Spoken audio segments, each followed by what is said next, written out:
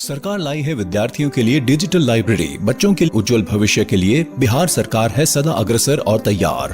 कक्षा 1 से कक्षा 12 तक की सभी पाठ्य पुस्तक पूरक सामग्री एवं वीडियो अब शिक्षा विभाग बिहार सरकार द्वारा विकसित पोर्टल पर है उपलब्ध। अध्ययन सामग्री देखने के लिए BEPCLOTS.bihar.gov.in पर विजिट करें अथवा एंड्रॉइड मोबाइल पर गूगल प्ले स्टोर से E-LOTS ऐप डाउनलोड करें।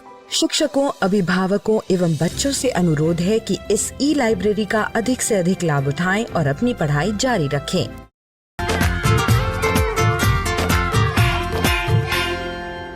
नमस्कार विद्यार्थियों, आप सभी का बहुत बहुत स्वागत है।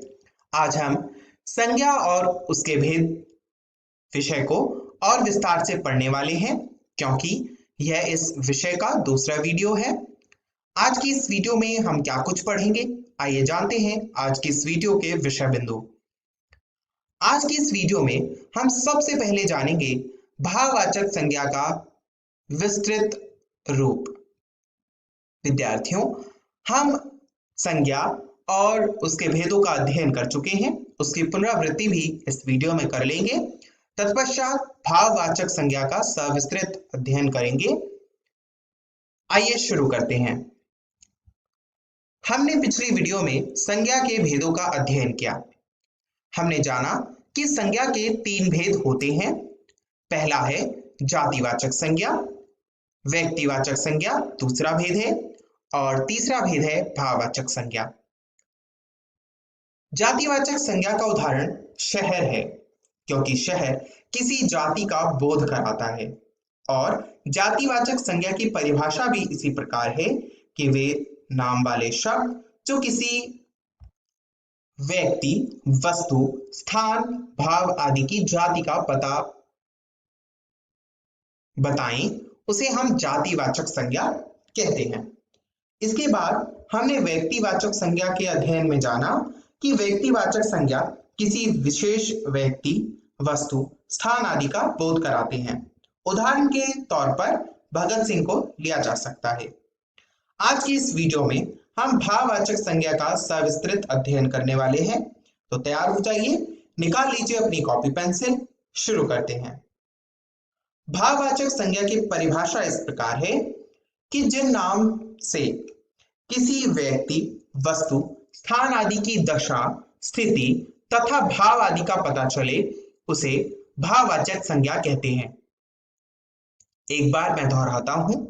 परिभाषा है जिन नामों से किसी व्यक्ति, वस्तु, स्थान आदि की दशा, स्थिति तथा भाव आदि का पता चले, उसे भाववाचक संज्ञा कहते हैं।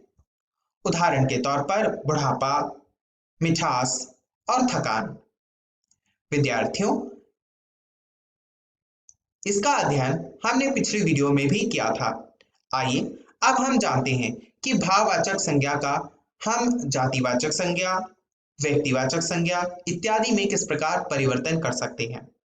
सबसे पहले जातिवाचक संज्ञा को किस प्रकार भाववाचक संज्ञा में परिवर्तित किया जा सकता है, उसका अध्ययन करते हैं। पहला शब्द है भाई। भाई का भाववाचक संज्ञा क्या होगा? भाई का भाववाचक संज्ञा होगा भाईचारा। आइए विद्यार्थियों, अब एक खेल खेलते हैं। मैं आपको जातिवाचक संज्ञा का एक शब्द बताऊंगा और आप सभी को उसे भाववाचक संज्ञा में परिवर्तित करना है। सबसे पहला शब्द है मनुष्य। मनुष्य का भाववाचक संज्ञा क्या होगा?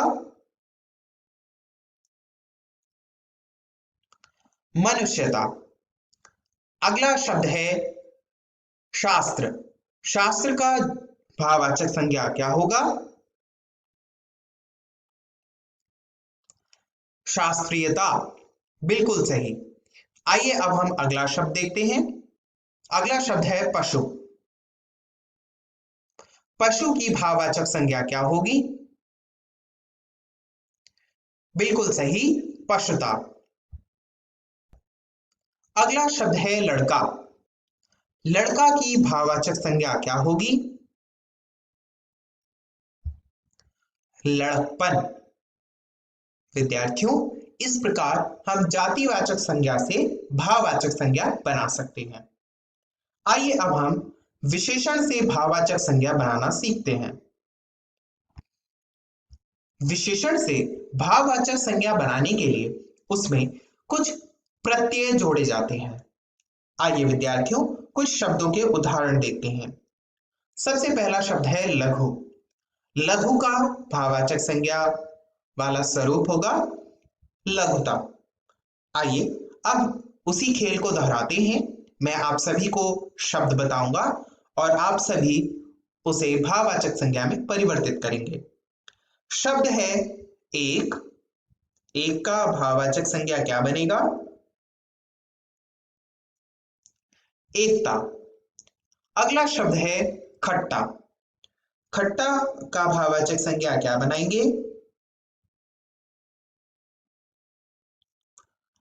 खटाई या खटास। अगला शब्द है बूढ़ा। बूढ़ा भाववाचक संज्ञा हम पहले भी पढ़ चुके हैं। इसकी भाववाचक संज्ञा होगी बुढ़ापा। बिल्कुल सही। अगला शब्द है नवाब। नवाब शब्द का भाववाचक रूप क्या होगा? नवाबी। विद्यार्थियों आइए अब हम देखते हैं कि क्रिया को किस प्रकार भाववाचक संज्ञा में परिवर्तित किया जा सकता है। यहां मैं आपको एक शब्द बताऊंगा और उसे आपको भाववाचक संज्ञा में परिवर्तित करना है। शब्द है खोजना। खोजना का भाववाचक स्वरूप होगा खोज। अगला शब्द है जीतना। जीतना का भाववाचक स्वरूप क्या होगा? जीत। बिल्कुल सही। अगला शब्द है लड़ना। लड़ना का भाववाचक स्वरूप क्या होगा? लड़ाई। बिल्कुल सही। अगला शब्द है देखना। देखना शब्द को भाववाचक संज्ञा में परिवर्तित करेंगे तो शब्द बनेगा दिखावट या दिखावा। आइए अगला शब्द देखते हैं। अगला शब्द है चलना। चलना का भाववाचक रूप होगा चाल या चलन। विद्यार्थियों आइए अब हम सर्वनाम से भाववाचक संज्ञा बनाते हैं। सर्वनाम शब्द है अपना। तो अपना का भाववाचक रूप होगा अपनापन या अपनत्व। अगला शब्द है मम। मम यानी मेरा। तो इसका भाववाचक रूप होगा ममता। अगला शब्द है निज। क्या आप बता सकते हैं कि निज का भाववाचक रूप क्या होगा? निजत्व या निजता। अगला शब्द है स्व। स्व का भाववाचक रूप क्या होगा? स्वत्व यानी अपना होने का भाव। अगला शब्द है अहम। अहम का क्या होगा? बिल्कुल सही अहंकार। विद्यार्थियों मुझे आशा है कि आज की इस वीडियो में आपने बहुत सी नई चीजें सीखी होंगी और जाना कि किस प्रकार भाववाचक संज्ञा को परिवर्तित किया जा सकता है। आज की इस वीडियो में हमने जाना कि जातिवाचक संज्ञा से किस प्रकार भाववाचक संज्ञा बनाई जा सकती है। इसके बाद हमने विशेषण से भाववाचक संज्ञा बनाना भी सीखा। विशेषण से भाववाचक संज्ञा बनाने के बाद हमने सीखा किस प्रकार क्रिया से भाववाचक संज्ञा बनाई जा सकती है। तत्पश्चात हमने सर्वनाम से भी भाववाचक संज्ञा बनाना सीखा। विद्यार्थियों संज्ञा का यह भाग जितना सरल है उतना ही महत्वपूर्ण भी है। इसीलिए घर जाकर इसका अभ्यास कीजिए और ध्यानपूर्वक इससे संबंधित प्रश्नों को हल कीजिए। अगली वीडियो में फिर मुलाकात होगी। तब तक अपना ध्यान रखिए। फिर मिलेंगे। इस वीडियो को देखने के लिए बहुत बहुत धन्यवाद। आशा करती हूँ बच्चों आपने संज्ञा और उसके भेद पाठ को अच्छी तरह से समझ लिया होगा। चलिए अब हम इसके कुछ प्रश्नों को देखते हैं। प्रश्न 1, निम्नलिखित में से कौन व्यक्तिवाचक संज्ञा का उदाहरण है? ऑप्शंस हैं ए आदमी, बी शहर, सी मोहन या डी घोड़ा। चलिए बच्चों, देखते हैं इसका सही उत्तर क्या होगा। सही उत्तर है ऑप्शन सी, मोहन। प्रश्न 2, जिन नामों से किसी व्यक्ति, वस्तु, स्थान आदि की दशा, स्थिति या भाव आदि का पता चले उसे किस प्रकार की संज्ञा कहते हैं। ऑप्शंस हैं ए जातिवाचक संज्ञा, बी व्यक्तिवाचक संज्ञा, सी भाववाचक संज्ञा या डी उपर्युक्त तीनों। चलिए बच्चों, देखते हैं इसका सही उत्तर क्या होगा। सही उत्तर है ऑप्शन सी, भाववाचक संज्ञा। प्रश्न 3, बुढ़ापा, बचपन तथा तीखापन किस प्रकार की संज्ञा है। ऑप्शंस हैं ए भाववाचक, बी व्यक्तिवाचक, सी जातिवाचक या डी उपरोक्त में से कोई नहीं। चलिए बच्चों, देखते हैं इसका सही उत्तर क्या होगा। सही उत्तर है ऑप्शन ए, भाववाचक। प्रश्न 4, बचपन का जातिवाचक संज्ञा क्या होगा।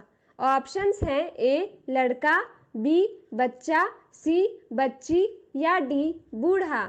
चलिए बच्चों, देखते हैं इसका सही उत्तर क्या होगा। सही उत्तर है ऑप्शन बी, बच्चा।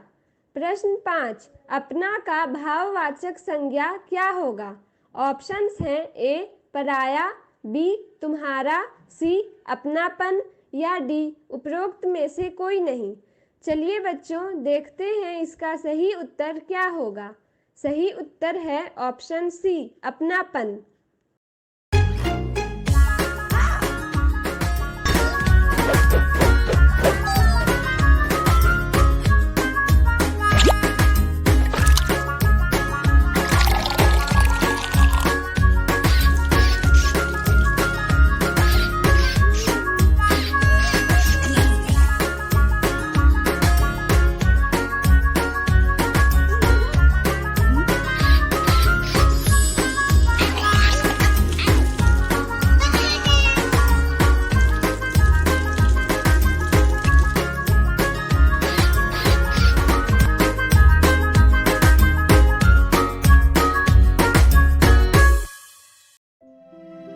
नमस्कार विद्यार्थियों, आप सभी का बहुत बहुत स्वागत है।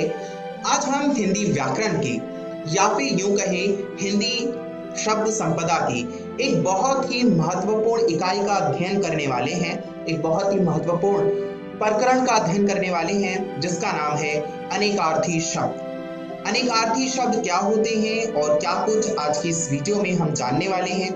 आइए बिना देरी के जानते हैं इस वीडियो के बारे में, यानी इस वीडियो के विषय बिंदु के बारे में। आज के इस वीडियो में हम अनेकार्थी शब्दों का अर्थ जानेंगे, यानी अनेकार्थी शब्द कहते किसे हैं उसको जानेंगे। उसको जानने के बाद हम अनेकार्थी शब्दों का प्रयोग किस प्रकार करें उसका अध्ययन भी करेंगे। तो तैयार हो जाइए, निकाल लीजिए अपनी कॉपी और पेंसिल और बिना देरी के शुरू करते हैं ये वीडियो। अनेकार्थी शब्द अनेक और अर्थ शब्द से मिलकर बना है। अनेक का अर्थ होता है एक से अधिक, है ना, यानी एक ना होना, अनेक यानी एक ना होना यानी एक से अधिक होना। अर्थ का अर्थ होता है प्रयोजन। इस प्रकार वे शब्द जिनके एक से अधिक प्रयोजन होते हैं, जिनके एक से अधिक अर्थ निकलते हैं, उसे अनेकार्थी शब्द कहते हैं। आप संस्कृत का एक सूत्र है कि शब्दानाम अनेकार्थः, यानी शब्दों के जो नाम हैं, जो शब्द हैं, उसके अनेक अर्थ होते हैं। संस्कृत के किसी विद्वान ने अगर यह पंक्ति कही है तो बहुत ही सोच समझकर कही होगी, यानी शब्दों के एक से अधिक अर्थ होते हैं। कैसे, सोचिए कि शब्दों के एक से अधिक अर्थ कैसे होते हैं। तब तक हम आगे का पाठ शुरू करते हैं। आइए अब हम अनेकार्थी शब्दों की परिभाषा जानते हैं। परिभाषा इस प्रकार है कि जिन शब्दों के एक से अधिक अर्थ होते हैं उन्हें अनेकार्थी शब्द कहते हैं। अनेकार्थी का शब्द है एक से अधिक अर्थ देने वाला। विद्यार्थियों, इसका अध्ययन हम पहले ही कर चुके हैं। आप सुविधा के लिए, ताकि आपको याद रहे, आप यह परिभाषा अपनी कॉपी में भी लिख सकते हैं। आइए अब हम शब्दों के अनेक अर्थ होते हैं, इसका अर्थ जानते हैं, इसकी पुष्टि करते हैं। स्क्रीन पर आपको एक शब्द दिखाई दे रहा है, क्या आप उस शब्द को पढ़ सकते हैं? चलिए मैं पढ़ देता हूं। शब्द है कमल। कमल के क्या अर्थ हो सकते हैं, सोचिए जरा। कमल के सामान्य तौर पर 3 अर्थ निकाले जा सकते हैं। पहला तो है कमल शब्द का अर्थ यानी फूल, गुलाबी रंग का फूल जिसका चित्र आप स्क्रीन पर देख सकते हैं। दूसरा, कमल किसी लड़के का नाम हो सकता है ना, तो हम कमल को एक लड़के के रूप में भी जान सकते हैं। कमल शब्द किसी लड़के के लिए भी रूढ़ हो सकता है। और एक प्रकार का फल भी होता है जिसे हम कमल कहते हैं, कमल ककड़ी, है ना। तो आइए हम ये देखते हैं कि जब वाक्य में इसका प्रयोग हो रहा है, कमल का फूल बहुत सुंदर है, तो पता चल रहा है कि कमल एक फूल है। और कमल अच्छा लड़का है, तो हम पा रहे हैं कि कमल किसी लड़के के बारे में बता रहा है। और कमल ककड़ी स्वादिष्ट है, यहाँ पर आप देखेंगे कि कमल किसी फल के बारे में बता रहा है। अब देखा आपने कि एक शब्द के बहुत सारे अर्थ हो सकते हैं, इसीलिए संस्कृत के एक विद्वान ने कहा कि शब्दानाम अनेक अर्थः। आइए अब हम जानते हैं कि ये जो एक शब्द के भिन्न भिन्न अर्थ आ रहे हैं, इसके प्रयोग किस किस प्रकार देखने को मिलते हैं। सबसे पहला हम देखते हैं एक प्रयोग। कवि की पंक्ति पढ़िए, मेरे साथ पढ़िए। कनक कनक ते सौगुनी मादकता अधिकाय। बोलिए आप सभी, कनक कनक ते सौगुनी मादकता अधिकाय। अब यहां पर देखिए, कनक शब्द का प्रयोग 2 बार हुआ है और एक कनक का अर्थ है धन, दूसरे कनक का अर्थ है धतूरा। कनक स्वर्ण को भी कहते हैं, कनक गेहूं को भी कहते हैं। इस प्रकार कनक जो है एक अनेक अर्थी शब्द है, इसके एक से अधिक शब्द हैं। पहले कनक का अर्थ है धन और दूसरे कनक का अर्थ है धतूरा। इस प्रकार पंक्ति का अर्थ यह हुआ कि सोने और धतूरे की जो मादकता है वो लोगों को और ज्यादा मदमस्त कर देती है, नशे में चूर कर देती है। आइए अब हम अगली पंक्ति देखते हैं। अगली पंक्ति है काली घटा का घमंड घटा। अब यहाँ पर आप सोचिए कि शब्द का प्रयोग 2 बार हुआ है, खोजने का प्रयास कीजिए। अगर आप सभी ने खोजा है घटा, तो आप सभी ने बिल्कुल सही खोजा है। घटा का अर्थ होता है काले बादल, घटा का अर्थ कम होना भी होता है, घटा का अर्थ सब्ट्रैक्शन भी होता है, जो आप जोड़ घटा गुणा भाग करते हो, वहां पर भी घटा होता है। तो यहाँ पर देखिए, घटा शब्द जो है वो 2 बार प्रयोग हुआ है और दोनों के ही अलग अलग अर्थ हैं। पहले घटा का अर्थ है बादल, काले बादल, और घटा का अर्थ है दूसरे का कम होना, यानी काली घटा का घमंड घटा, यानी जो काले बादल हैं उसका घमंड कम हो गया।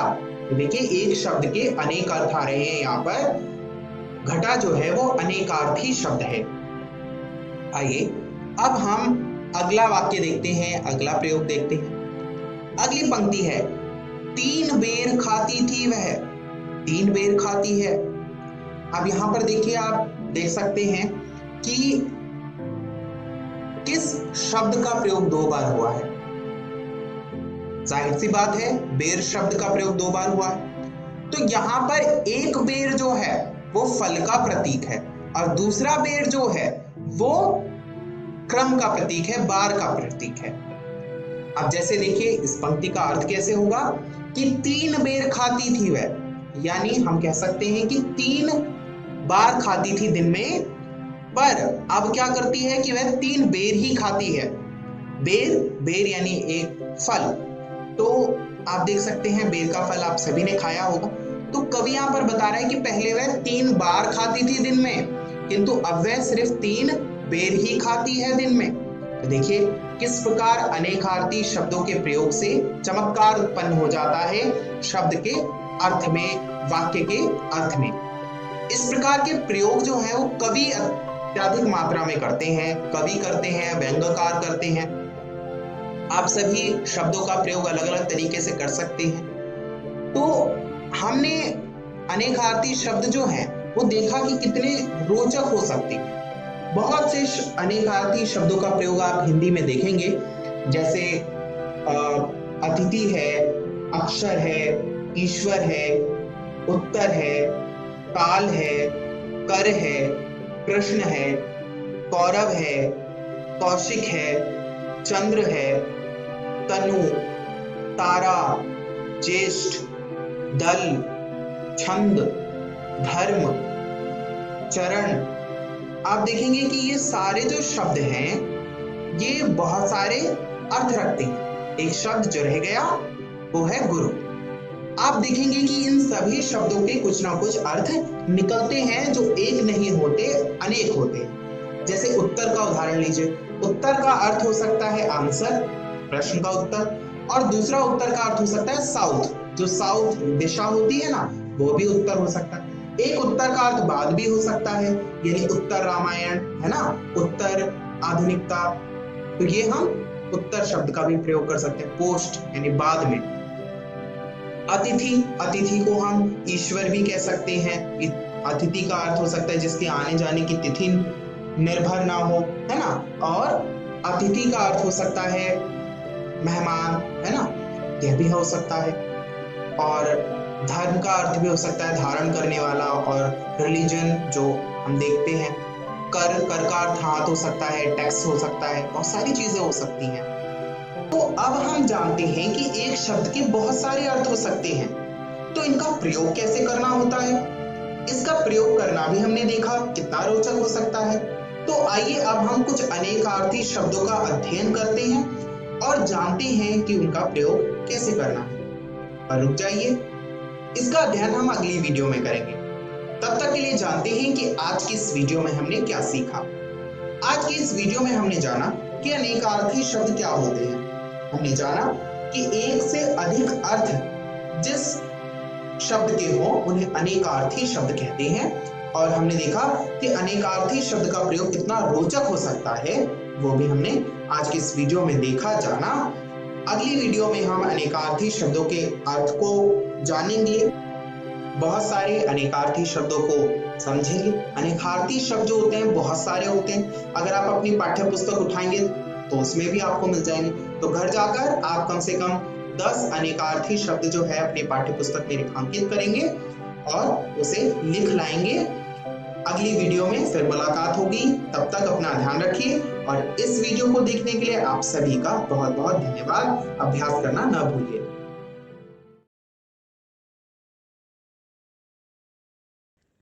आशा है बच्चों आपने अनेकार्थी शब्द भाग 1 पाठ को अच्छी तरह समझ लिया होगा।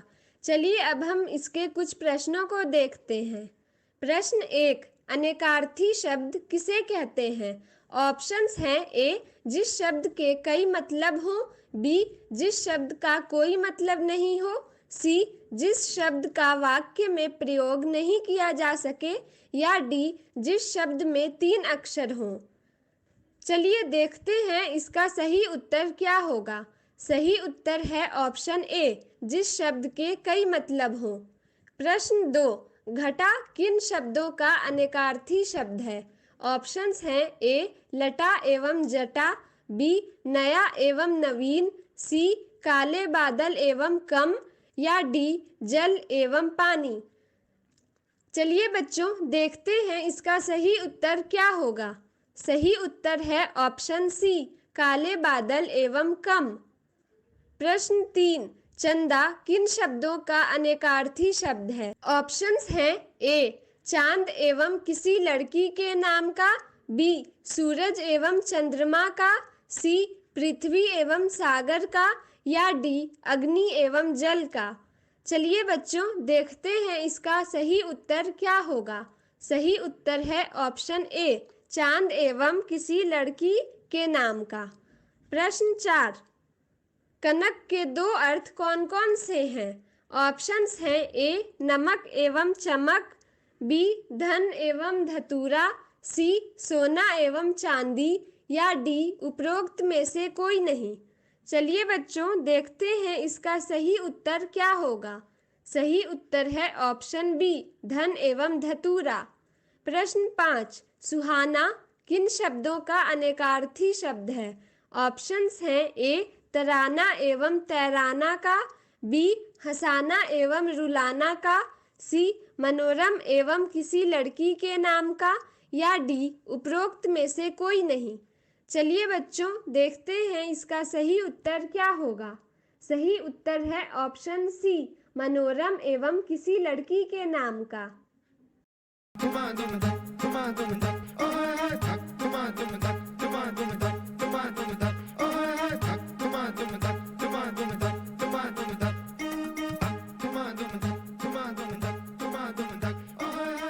हर महीने बाहर निकलता, लाल रंग से रंगा जाता, कभी छुपने के लिए खेत भागता या नहा के घर घुस जाता।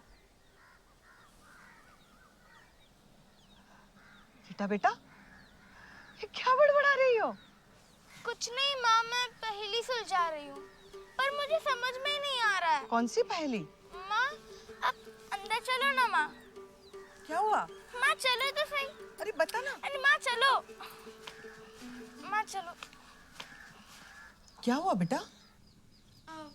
माँ, वो आज से मेरा महीना शुरू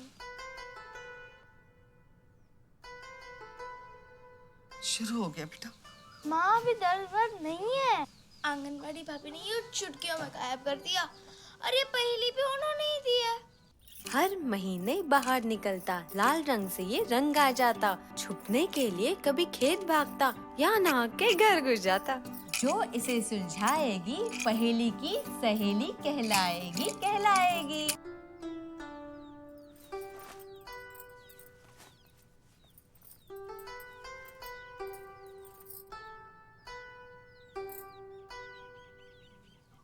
लेकिन इसका पहेली से क्या लेना देना?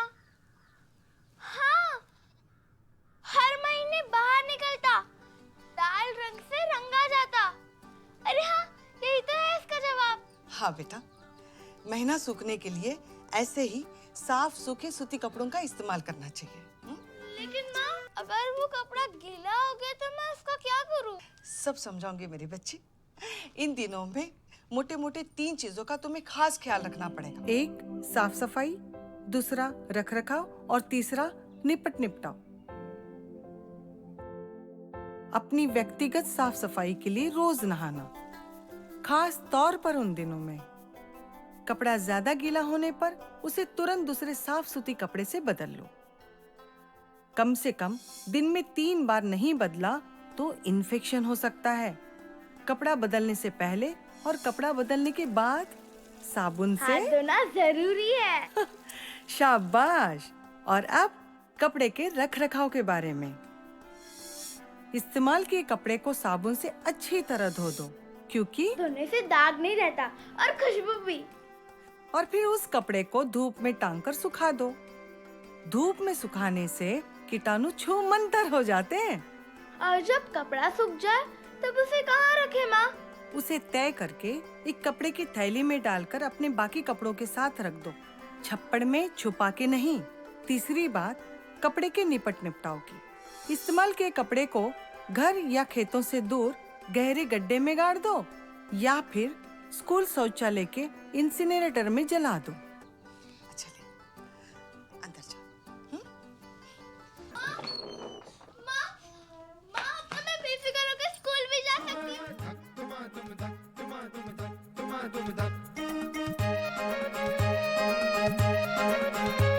हवाओं में शोर है ये चर्चा, रोर है तेरे पंख है तैयार, ना रुकते तेरी अब रफ्तार। हौसलों में आ गई जा, तेरी ही जीत का है ये फरमान। ऐसी उड़ान लगा, पंछियों से आँख मिला।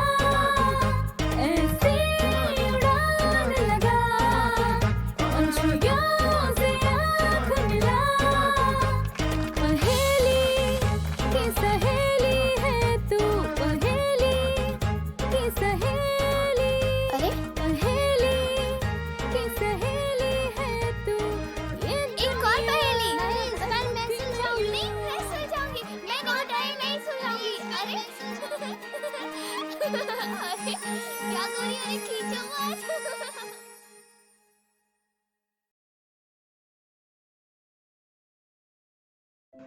नमस्कार विद्यार्थियों, आप सभी का बहुत बहुत स्वागत है। आज हम अनेकार्थी शब्दों का अध्ययन कर रहे हैं। अनेकार्थी शब्द पर आधारित यह दूसरी वीडियो है।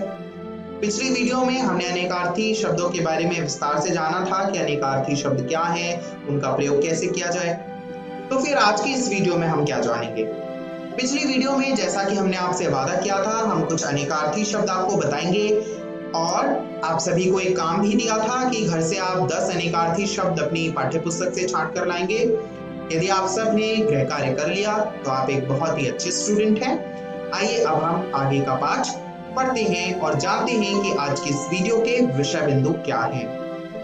आज की इस वीडियो के विषय बिंदु इस प्रकार हैं कि सबसे पहले हम पिछली वीडियो में क्या कुछ पढ़ चुके हैं अनेकार्थी शब्दों के बारे में, इसकी पुनरावृत्ति करेंगे, उसे रिवाइज करेंगे, उसका रिवीजन करेंगे। फिर उसके बाद हम अनेकार्थी शब्दों के अर्थ को जानेंगे। तो तैयार हो जाइए, आइए जानते हैं अनेकार्थी शब्दों का अर्थ। पिछली वीडियो में हमने जाना कि अनेकार्थी शब्द अनेक और अर्थ शब्द से मिलकर बना है। अनेक का अर्थ होता है एक से अधिक और अर्थ का अर्थ होता है प्रयोजन, यानी वे शब्द जिसके एक से अधिक प्रयोजन होते हैं, एक से अधिक अर्थ होते हैं। हमने संस्कृत का एक सूत्र भी पढ़ा था। सूत्र है शब्दानाम अनेकार्थः, यानी शब्दों के एक से अधिक अर्थ होते हैं, है ना। और हमने देखा भी था कि शब्द के अनेक अर्थ थे। हमने कमल का उदाहरण देखा था कि उसके 3 अर्थ हैं। एक कमल का अर्थ हो सकता है फूल, एक कमल का अर्थ हो सकता है कोई लड़का, एक कमल का अर्थ हो सकता है कोई फल, यानी कमल ककड़ी। आइए अब हम जानते हैं कि अनेकार्थी शब्द की परिभाषा हमने क्या पढ़ी थी। अनेकार्थी शब्द की परिभाषा जो हमने पढ़ी थी वो है कि जिन शब्दों के एक से अधिक अर्थ होते हैं उन्हें अनेकार्थी शब्द कहते हैं। और अनेकार्थी का अर्थ है एक से अधिक अर्थ देने वाला। ये तो सामान्य सी बात है जो कि हमने पिछली वीडियो में पढ़ा था। आइए अब हम कुछ अनेकार्थी शब्दों का अर्थ जानते हैं। पहला शब्द है काम। काम का अर्थ क्या क्या हो सकता है, सोचिए। एक काम का अर्थ होता है कार्य, दूसरे का पेशा, धंधा, वासना। कामदेव को भी काम कहते हैं। देखा आपने, एक काम के कितने सारे अर्थ हैं। आइए अब एक छोटा सा खेल खेलते हैं। मैं आपको शब्द बताऊंगा, आप सभी को उसके अनेक अर्थ बताने हैं। तत्पश्चात मैं उसका उत्तर भी बताऊंगा। शब्द है अर्थ। अर्थ का क्या अर्थ हो सकता है, सोचिए। अर्थ का अर्थ होता है धन, ऐश्वर्य, प्रयोजन, हेतु। आइए अब हम अगला शब्द देखते हैं। अगला शब्द है अक्षर। क्या आप अक्षर के एक से अधिक अर्थ बता सकते हैं। अक्षर का अर्थ होता है न नष्ट होने वाला, वर्ण, ईश्वर, शिव। आइए अगला शब्द देखते हैं। अगला शब्द है काल। काल का क्या अर्थ हो सकता है, सोचिए। एक से अधिक अर्थ सोचने हैं। काल का अर्थ हो सकता है समय, मृत्यु, यमराज। आइए अब हम अगला शब्द देखते हैं। अगला शब्द है घन। घन का क्या क्या अर्थ हो सकता है, सोचिए। घन का अर्थ होता है बादल, भारी, हथौड़ा और घना। घन मूल वर्गमूल निकालते हैं, उसी भी घन कह सकते हैं। आइए अब हम एक प्रयास करते हैं। आप सभी इन शब्दों को अपनी कॉपी में लिख लीजिए और इसे याद करने का प्रयास कीजिए। अगले शब्द इस प्रकार हैं। दल। दल के क्या भिन्न अर्थ हो सकते हैं। दल का अर्थ होता है समूह, सेना, पत्ता, हिस्सा, पक्ष, भाग, चिड़ी। चिड़ी यानी चिड़िया, वो भी हो सकता है। आइए अब हम अगला शब्द देखते हैं। अगला है लक्ष्य। लक्ष्य का क्या अर्थ हो सकता है, सोचिए। लक्ष्य का अर्थ होगा निशान, उद्देश्य। आइए अब हम अगला शब्द देखते हैं। अगला शब्द है नग। नग के क्या क्या अर्थ हो सकते हैं, सोचिए।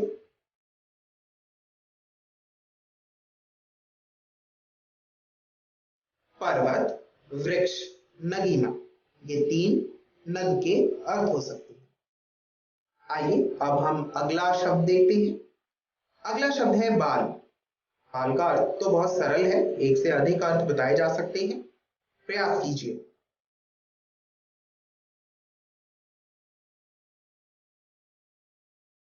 बाल का अर्थ होता है बालक, केश, बाला, दाने युक्त डंठल। विद्यार्थियों, आइए अब अगला शब्द देखते हैं। अगला शब्द है आराम।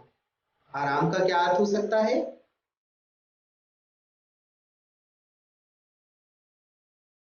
बाग, विश्राम, रोग का दूर होना।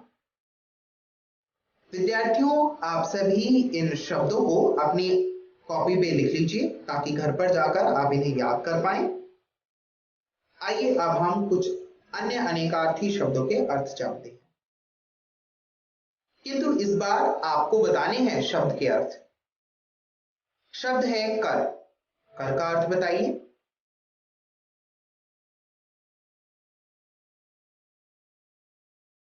कर का अर्थ होगा हाथ, किरण, टैक्स। हाथी की सूंड को भी कर कहते हैं। आइए अब हम अगले शब्द को देखते हैं। अगला शब्द है गुण। क्या आप इसका अर्थ बता सकते हैं?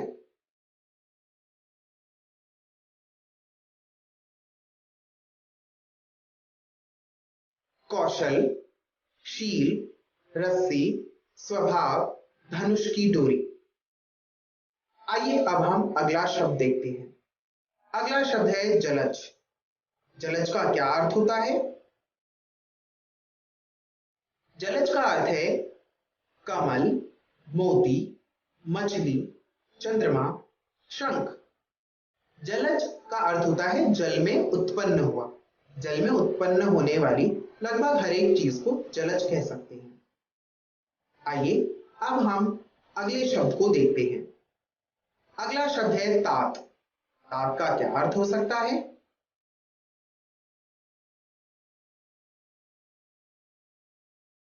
तात का अर्थ है पिता, भाई, बड़ा, पूज्य, प्यारा, मित्र।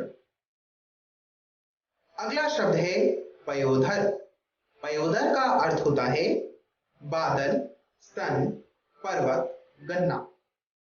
विद्यार्थियों, इन शब्दों को अपनी कॉपी पर लिख लीजिए ताकि घर पर जाकर आप इसे याद कर सकें। आइए अब अगले शब्दों का अर्थ जानते हैं। अगले शब्द हैं फल। फल का अर्थ होता है लाभ, मेवा, नतीजा, भाले की नोक। अगला शब्द है मधु। मधु का अर्थ होता है शहद, मदिरा, चैत मास, एक दैत्य और वसंत। वसंत को बसंत भी लिख सकते हैं। राग। राग का अर्थ होता है प्रेम, लाल रंग, संगीत की ध्वनि। अगला शब्द है वर्ण। यह तो बहुत ही सरल है, आप सभी प्रयास कीजिए इसका अर्थ बताने का। वर्ण का अर्थ है अक्षर, रंग, ब्राह्मण आदि जातियां, जैसे ब्राह्मण, वैश्य, क्षत्रिय, शूद्र, ये सब जातियां भी वर्ण कहलाती हैं। अगला शब्द है क्षेत्र। क्षेत्र का अर्थ क्या क्या हो सकता है? क्षेत्र का अर्थ है देह, खेत, तीर्थ, सदाव्रत, बांटने का स्थान। विद्यार्थियों, इन शब्दों को अपनी कॉपी में लिख लीजिए। आइए अब कुछ और अनेकार्थी शब्दों का अर्थ जानते हैं। सर। सर का अर्थ होता है अमृत, दूध, पानी, गंगा, मधु, पृथ्वी, तालाब। अगला शब्द है राशि। राशि का अर्थ क्या होता है? राशि का अर्थ हो सकता है समूह, मेष, कर्क, वृक्ष आदि राशियां। शिव। शिव का अर्थ होता है भाग्यशाली, महादेव, श्रृंगार, देव, मंगल। अगला शब्द है हरि। हरि का अर्थ होता है हाथी, विष्णु, इंद्र, पहाड़, सिंह, घोड़ा, सर्प और भी बहुत सारे अर्थ आते हैं हरि शब्द के। अगला शब्द है सारंग। सारंग का अर्थ होता है मोर, सर्प, मेघ, हिरण, पपीहा, राजहंस। विद्यार्थियों, मुझे आशा है कि आपने इन सभी शब्दों के अर्थ को ध्यानपूर्वक अपनी कॉपी में लिख लिया होगा।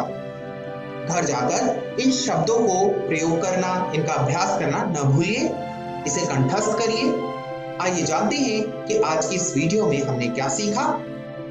आज के इस वीडियो में हमने अनेकार्थी शब्दों के अर्थ जाने। विद्यार्थियों, मुझे आशा है कि आपको अनेकार्थी शब्द आ गए होंगे और घर जाकर आप इसका अभ्यास करेंगे।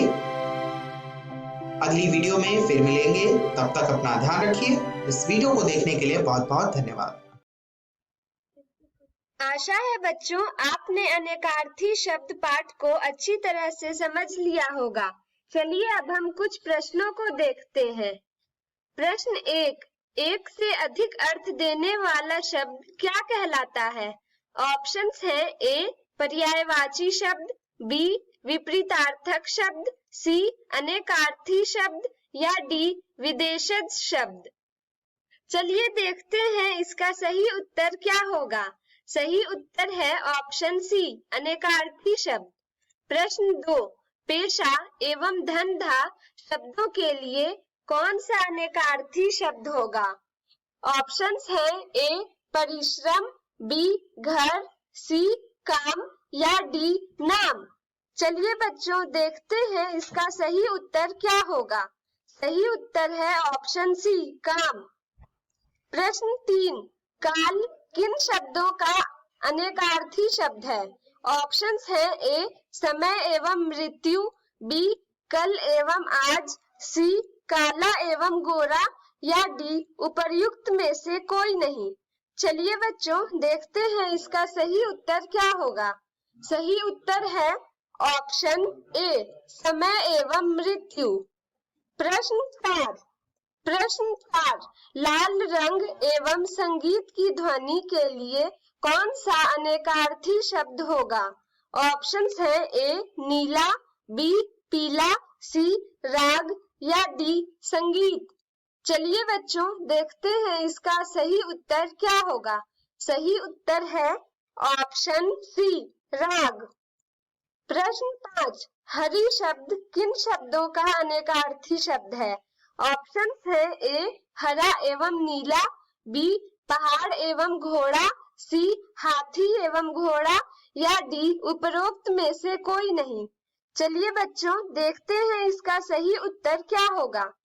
सही उत्तर है ऑप्शन सी हाथी एवं घोड़ा।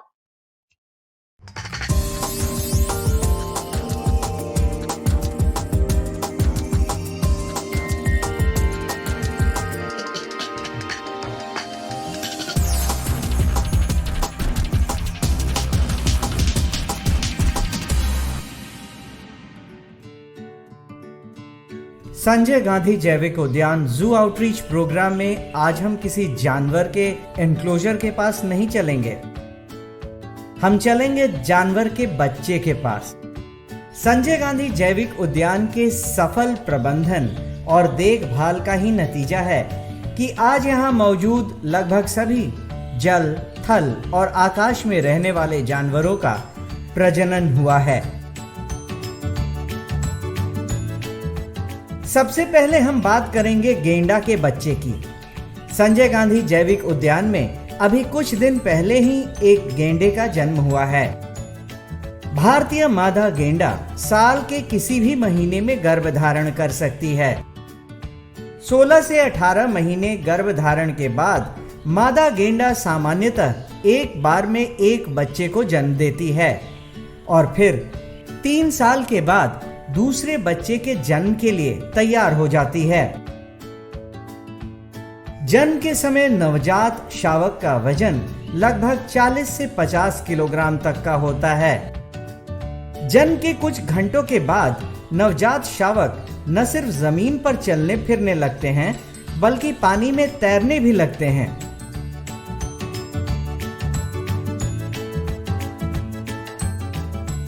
नर भारतीय गेंडा लगभग 10 साल की उम्र में प्रजनन योग्य हो जाते हैं, वहीं मादा गेंडा 9 से 10 साल की उम्र में प्रजनन योग्य होती है।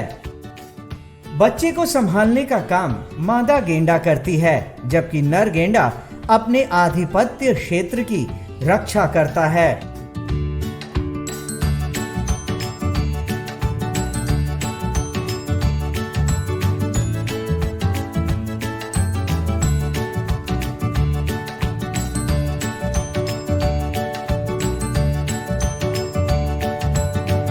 नर भारतीय गेंडा लगभग 10 साल की उम्र में प्रजनन योग्य हो जाते हैं, वहीं मादा गेंडा 9 से 10 साल की उम्र में प्रजनन योग्य होती हैं। गेंडे के बच्चे के बाद अब हम चलेंगे जिराफ के बच्चे के पास। संजय गांधी जैविक उद्यान में अभी जिराफ का एक बच्चा है। इसका जन्म भी संजय गांधी जैविक उद्यान में ही हुआ है। 13 से 15 महीनों के गर्भ धारण के बाद मादा जिराफ एक बार में एक बच्चे को जन्म देती है। दुनिया का सबसे लंबा जानवर जिराफ जन्म के समय 1.8 मीटर लंबा होता है और जन्म के समय इनका वजन लगभग 90 से 110 किलोग्राम तक होता है। इसके जन्म के समय इनकी मां यानी मादा जिराफ सामान्यतः खड़ी रहती है और जन्म के कुछ ही घंटों के अंदर जिराफ के बच्चे चलने फिरने लगते हैं। ये नवजात शावक 3 से 4 साल के बाद प्रजनन योग्य हो जाते हैं और मादा जिराफ साल के किसी भी महीने में गर्भ धारण कर सकती है।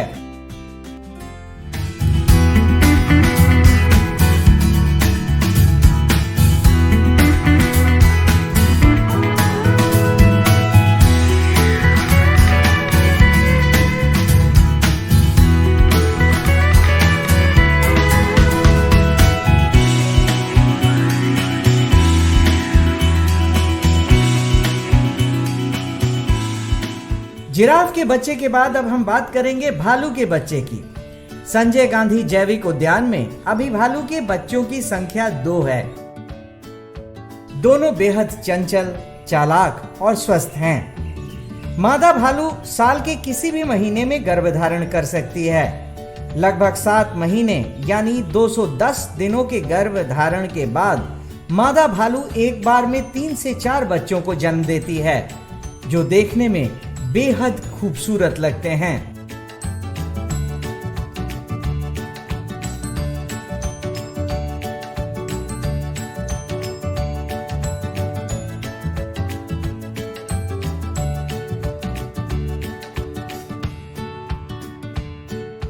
जन्म के समय बच्चे का वजन लगभग 700 ग्राम से 100 किलोग्राम तक होता है। साथ ही जन्म के 1.5 से 2 महीने के बाद नवजात शावक चलने फिरने लगते हैं। भालू के बच्चे जन्म के 3 से 4 साल के बाद प्रजनन योग्य हो जाते हैं।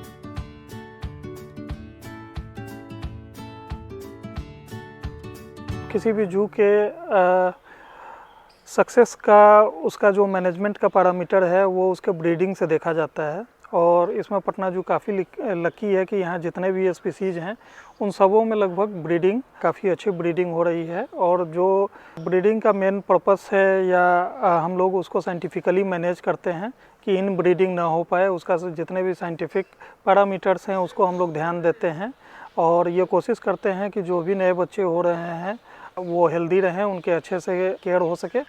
हम लोग कंफर्म हो जाते हैं कि सक्सेसफुल मेटिंग हुआ है एनिमल का, तो उसके बाद उनका रिकॉर्ड कीपिंग और एक लंबा एक्सरसाइज होता है जो उन पे ध्यान देने के लिए किया जाता है, जिसमें जो डॉक्टर की टीम होती है उनके प्रेगनेंसी पीरियड में पूरे उनका मेडिकेशन से लेकर हर एक चीज़ों पे ध्यान दिया जाता है और ध्यान रखते हैं।